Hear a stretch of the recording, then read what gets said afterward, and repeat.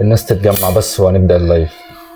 هنتكلم عن ايه النهارده؟ هنتكلم عن الاختفاءات اللي بتحصل اثناء البث المباشر، والناس بتختفي ما بنعرفش هي بتروح فين. ايه الصوت تمام؟ في حد شغال فيه؟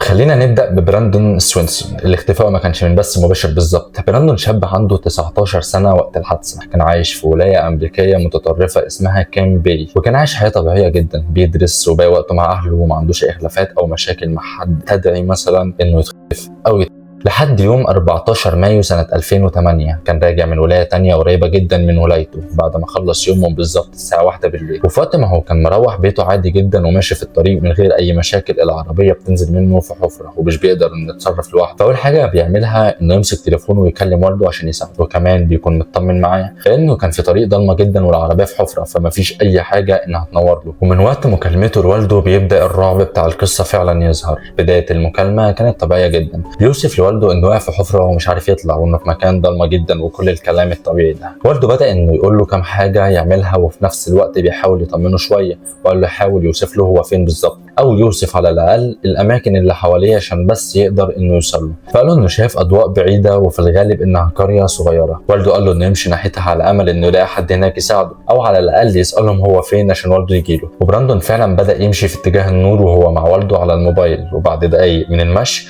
براندون فضل انه يصرخ بشكل هستيري. بعدها الخط قطع. والد براندون اتصل على الشرطه في نفس اللحظه وتتبعوا اخر مكان كان فيه اشاره لموبايل براندون، وراحوا هناك عملوا تمشيط للمكان كله، لكن ما كانش فيه اي اثر ولا لبراندون حي ولا حتى ليه. والغريب كمان ان العربيه ما كانش ليها اي اثر كمان، واتقفلت القضيه من غير ما يلاقوا براندون وما زال مختفي لحد الان. اما القصه اللي بعد كده وهي حاله اختفاء تانية لشخص اسمه كيني فيتش. الراجل ده كان مستكشف في الجبال والصحاري والغابات والحاجات دي، وكان بينزل محتوى على اليوتيوب عن اللي هو بيعمله ده كله، وهو اصلا كان عايش في امريكا في ولايه اسمها نيفادا، وكان بينتقل دايما منها لولايات تانية بسبب محتواه اللي كان بيقدمه، خصوصا الاماكن الصحراويه القريبه من لاس فيجاس. قصته بدات سنه 2014 تقريبا لما عمل كومنت البوست على السوشيال ميديا قال فيه انه شاف كهف غريب جدا شكله شكل حرف الام، لكن الغريب ما كانش شكل الكهف. الغريب انه قال اول ما قربت منه حسيت بخوف غير طبيعي، وقال كمان ان جسمه بدا انه يهتز وكان في فايبريشن خارج من الكهف جاي عليه. لكن الناس على السوشيال ميديا اتشدت جدا، بدات رسائل كتير وكومنتات تيجي لكيني انه لازم يرجع الكهف تاني ويدخله ويصوره، وانه ازاي مشي من غير ما يستكشف ايه اللي جوه الكهف وكلام كتير شبه كده. المهم ان كيني قرر انه لازم يرجع الكهف تاني ويصوره بسبب الضغط اللي جه عليه من الجمهور بتاعه، لكن ده كان اخر قرار ياخده في حياته. الرحله بدات في نوفمبر سنه 2014 في منطقه جبليه صحراويه قرب نيفادا. كيني نزل فيديو وهو رايح يدور على الكهف اللي كان لقاه من فتره، وخلال الرحله بدا ينزل فيديوهات يوثق فيها كل لحظه في الرحله. الفيديوهات دي كانت في البدايه عاديه جدا لحد ما اختفى. الناس بدات انها ترجع تشوف الفيديوهات دي بطريقه مختلفه، كل حركه بياخدها كيني كانت بتبقى غريبه، كل قط بيحصل في الفيديو كانت الناس بتسال نفسها ايه اللي ورا القط ده او هو شاف ايه خلاه وقف الفيديو. لان كيني بعد الفيديو ده اختفى تماما، ما بقاش بيرد على الموبايل، ما بقاش فيه اي محتوى بينزل، اختفى تماما. الشرطه بدات انها تدور عليه في كل مكان لكن ما كانش فيه اي اثر ليه، لقوا موبايله وشنطته لكن هو لا. ناس كتير شككت في القصه، وناس تانية قالت انه انتحر، وفي ناس تانية قالوا ان الكهف وقع عليه او ان في كائن غريب فعلا جوه الكهف.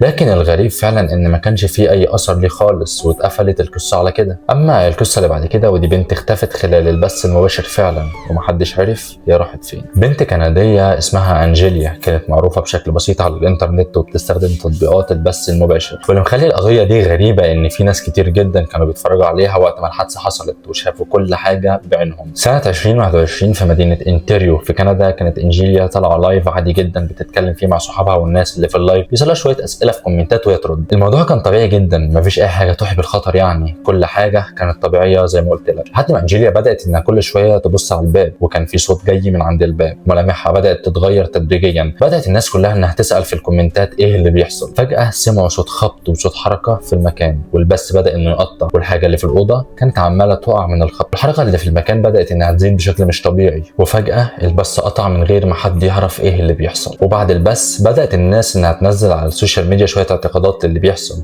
ناس قالت ان في حد اقتحم عليها المكان، ناس تانية قالت ان هي مخططه للي بيحصل عشان تتشهر اكتر. لكن هتظل القصه دي من اغرب اللحظات اللي حصلت لناس خلال البث المباشر. خلينا متفقين ان اوقات السوشيال ميديا بتضخم الاحداث بشكل غير مبالغ فيه، وناس عندها جنون الشهره بتتعمد انها تعمل ده عشان تتشهر اكتر. لكن ده ما يمنعش ان في ناس فعلا اختفت قدام الكاميرا بشكل مرعب، زي لي سلام اللي اختفت في فندق سايسل اللي اتكلمنا عنها في حلقه الفندق، وهنزل عنها حلقه كامله قريب ان شاء الله. لكن الله اعلم الحقيقه فين. لكن ما تنساش تقول لي رايك في الكومنتات، ولو حابب ان اتكلم عن حاجه معينه الفتره الجايه قول لي عليها. وما تنساش تدعي لاخواتنا في فلسطين واخواتنا في السودان. كان معاك ماجد.